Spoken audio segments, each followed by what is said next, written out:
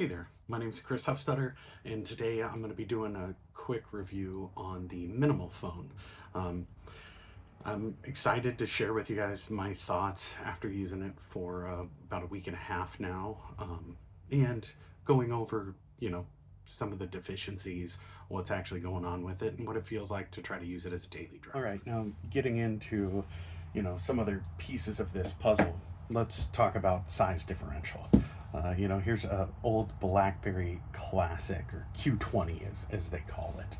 And you can see the size differential. It's a little bit taller, makes people think, and they compare it more to like the old Passport. However, it's actually smaller than the old Passport, and you can see the thickness is actually about the same. The the width, when you overlay, is just a little bit bigger, whereas the Passport was much wider, and so you're not getting that full width that I think some people were expecting. It's a taller screen ratio. It is a taller screen ratio. But that being said, as much as I loved this keyboard, the clickiness, the feel of it, all of those components, I have to say I've been enjoying this one a little bit more. And I think that has to come down to the actual width of that keyboard and having a little bit more space, even though the keys are a little bit smaller. I think my speed typing on the Minimal phone is slower than my speed when I used to use a BlackBerry heavily.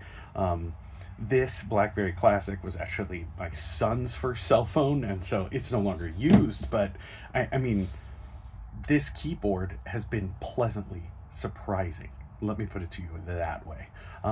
The selfie cam, I'm not a big selfie taker, so it's not an issue for me. I think people who are going to find themselves a little disappointed with the cameras on the Minimal phone. And if you're just doing them for a quick shot of something that you want to remind yourself of, if it's a document scan, it is super beneficial having the main shooter. I do a lot of quick photos of documents for work, upload them into my Google Drive to save for later, and for those pieces, this works. I'm gonna go and take a video of my kid's soccer game, this is not the one. You need to get yourself a dedicated camera if you're gonna go all in on this phone. The text comes out clean, concise. There is some click feel. The keyboard itself, when you're using the Alt key to type numbers, you must hold the Alt key to hit the secondary functions on those keys. Even this week and a half in, you'll see this symbol key. When you press it, it's still popping up, choosing an input method, which is not really beneficial. If you want to actually get to any voice typing or anything of that nature, you'll need to pull up the on-screen keyboard, which allows you to have those other options. I'm in incognito mode, so the little microphone isn't showing up there, but that's the only way to get to it, as the microphone button on here does nothing. Press and hold does nothing. Click it once does nothing. And Alt and doing it is a period. So there's still some keyboard mapping issues. They're gonna have to solve that with an over-the-air update. Next up for comparison is gonna be my wife's old iPhone 13 or 12 mini, and you can see comparison wise, obviously the iPhone mini was a lot smaller. It's a discontinued phone from Apple, and so it's not like you're choosing between these two necessarily. I can say that the Plus models, my wife's new iPhone, is taller, not wider than the Minimal phone, but obviously for the cameras and the components that you're getting, it's a different segment. And so I just wanted to compare without trying to compare the phones and the OSs themselves, right? You can see the height on these is very, very similar. However, the iPhone is much thinner, and that's the same situation you're dealing with here, especially because of the bezel sizes on the minimal phone. Do you need these gigantic bezels? I wouldn't say that you do, but then again, a lot of e-ink screens have larger bezels. So have I noticed them? Have they been a bother? Not at all. The bothers are inside of the bugs and inside of the OS issues and the components that hopefully they'll be fixing in software. So let's go ahead and hop into Chrome here real quick. As you tap it, Chrome opens, and you can see that the viewing of it is not exactly a dream. But I think that we have to call out that is the purpose of this phone.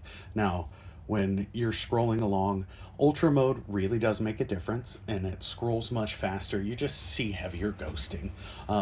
And if you get used to hitting the refresh button regularly here, then it's not as blatantly a pain in the keister as you may think. And so, I found myself refreshing the screen often when I'm doing anything that involves a lot of reading that isn't like a Kindle app. So if I'm scrolling a lot and I'm in ultra mode because I want it to be as fast as possible, I find myself using my middle finger here to just refresh that e-ink display pretty regularly. Now, obviously, as you're cruising along, you'll see random pop-ups like that. And that's because it has issues with tracking your finger touches the way that you think it would. Part of that is because there's a little bit of delay. Part of that is, my guess, some of the optimization for this phone. Using voice to text and all those things works fine. I can say that the chipset leaves a lot to be desired. It's popped up for me multiple times that it is pausing apps and different components of the phone. So much so that it actually was force pausing the launcher that I preferred. So this is the standard launcher that comes with the phone. A lot of people have been talking about the fact that on the website it actually shows a different launcher. I am a big fan of the before launcher, and I like it because it simplifies the phone even more. It's very it aligns with what is on their website currently as the view of the home screen. However, what I've found with the before launcher is, as I'm going through it and doing different components that I want to do, it will miss my touches. So you can see I'm in the fast refresh mode. I keep the display temperature very cool. My brightness is low and my keyboard brightness is low. And I can tell you right now that in the dark, on everything low, it's bright enough for me. Now, I'm 42 years old, a middle-aged guy. I got pretty good vision. I can tell you that if you jump up the display brightness, it actually is very reminiscent of a Kindle. The brightness level can get really up there, but for most of us in a normal day, you can keep it low, which definitely helps extend the battery. When I first got the phone, the battery was not lasting even a day. And since then, now that I'm 2 weeks in, I have gotten up to 3 days. I wouldn't stretch myself like that. The fact that it has wireless charging has made it very easy to fit right into my flow that I had with my Pixel 8 Pro. I just drop it on my wireless charger at night and it's charged up fully in the morning, and there's no real concerns or issues with those pieces. On top of that, like I said, I would prefer the before launcher. However, it creates more visibility to the bugs and issues that are currently there. And so I have transitioned back to their onboard launcher. Other than that, I want to call out some pieces of it. having it not be rounded on the corners, I thought was going to be a very big issue. It hasn't been. It cuts in just a little bit by the palm of the hand, and that can be frustrating for people, I know. But it's not an end of game for me, as most of the time when you're using it, you're actually using two-hand motion because you're doing a lot of typing, and that's what I really got it for, was for reading or for typing. The reading side of it, PDFs, Reddit, whatever you're doing, is a little bit, I wouldn't say uncomfortable, but if you have smaller hands, it's not going to be the dream that you wish that it was. Now, getting into the keyboard, which is what a lot of people have been, focused on and asking about. This is no BlackBerry keyboard. It has some clickiness to it. It has some good travel. I like the keyboard. I enjoy using it. That being said, it doesn't have any of the perks of the newer Blackberries, right? There's no movement on the keyboard to move your cursor.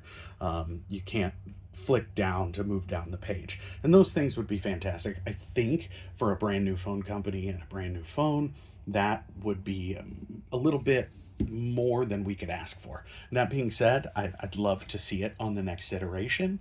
And we can get into picking apart everything we don't like about this first gen minimal phone. I don't know if they'll be able to have enough draw to create a second version. If they do, I would beg and plead for a better processor, better chipset. I want faster and less bugs, but on top of that, just more fluid use. Have I found that I have to slow down my workflow on this phone? Yes. Have I had to slow it down so much I can't get done what I need to? No. That being said, I believe that until they do some software updates that move this thing along, it's going to be very difficult for most people to use this as a daily driver. On some of the initial videos, I've seen the flashing. I've had that happen to me. I've seen all kinds of different components that really, frustrate and concern people. When you're hopping in and out of applications and it takes some time. And then when you're trying to hit the back button and it doesn't go, but when you hit the home button, it does. Those are issues that they're gonna have to deal with. I mean, being able to use the back button on a regular basis is key in a phone that's set up in this way. And the misfiring on what it is registering is kind of frustrating. Now, even when you're trying to flick things off to close stuff down, some of them work great, and sometimes it does this piece where it will not let you flick it up and you actually have to restart it. The flickering has gone way down. The first 2 days that I had it, everything that I did would just bog it down, and it would have that flicker, black, white, and you'd have to press the side button, go to the main minimal screen, and then reset your finger to reopen it just to get that off. And it would happen 5, 10, 15 times in a row. It was so bothersome that I was not able to put a SIM card in here and really get to testing, which now I have been able to do. And, I'm only a week and a half into using this phone in a material way. And over the last 4 days, I've been using it solely. I set my Pixel Pro down and went to this, and I've been able to text message everybody, reply to emails, whether it's through Outlook or through Gmail.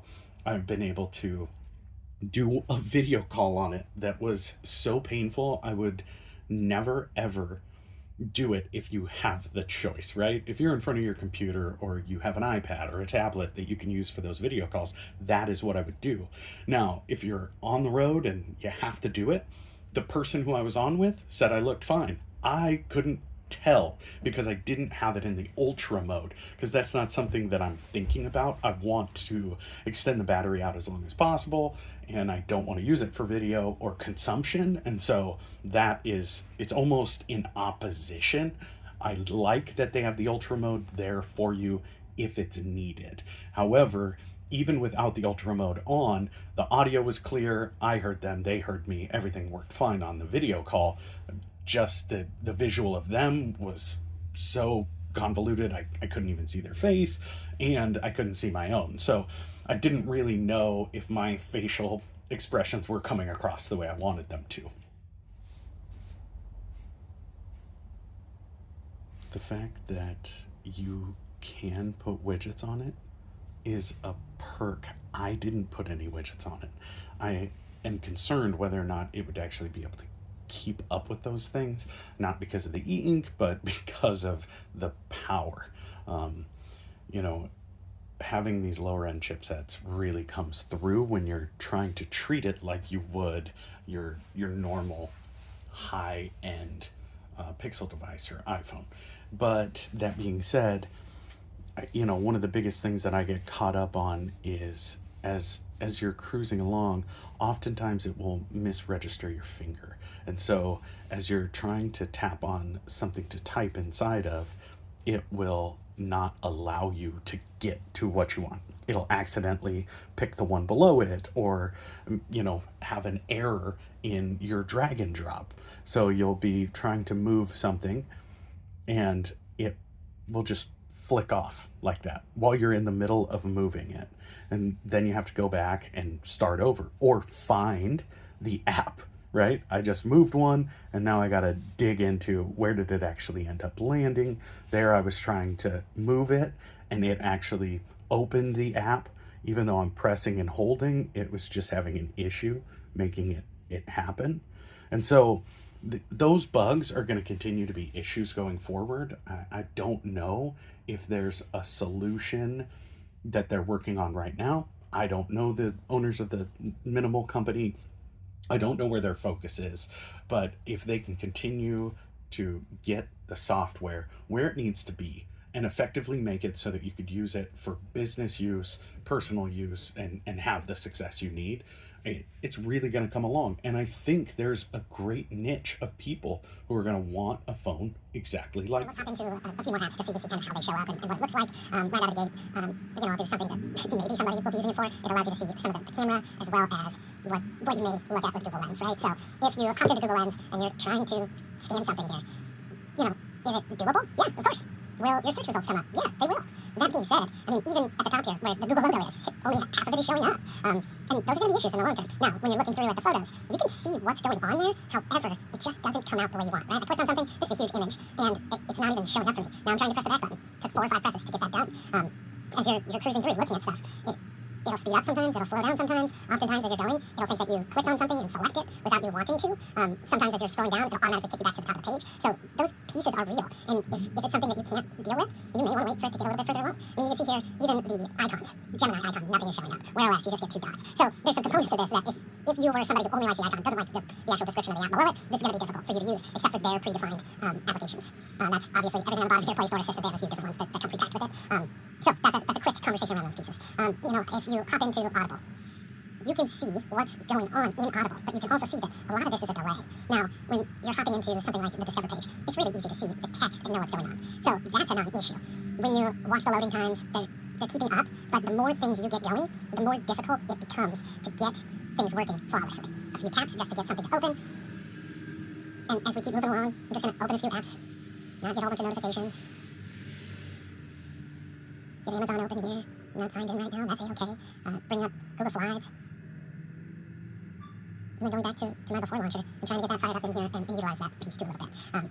You know, when I'm inside of here and I'm going to open up the phone app, it opened up the full app drawer. So then I gotta go back, tap on it again, open up the whole app drawer, tap on the phone again, finally get in there and working it through. Going into Chrome, going into whatever you want to open, there's some struggle to get it to work with these third-party launchers, which people want because the third-party launchers allow you to curate and create an environment that fits with either I'm trying to be as minimal as possible, but I like the keyboard, to someone like me who's, I'm using this for work, I need to be able to get it out like Gmail, my messages, my phone, without issues. And, you know, coming in and trying to tap on your calendar and get things pulled up, it can be distracting. And I just wanted to call those pieces out. I haven't tried to use the Google Authenticator yet on it. I don't foresee any issues.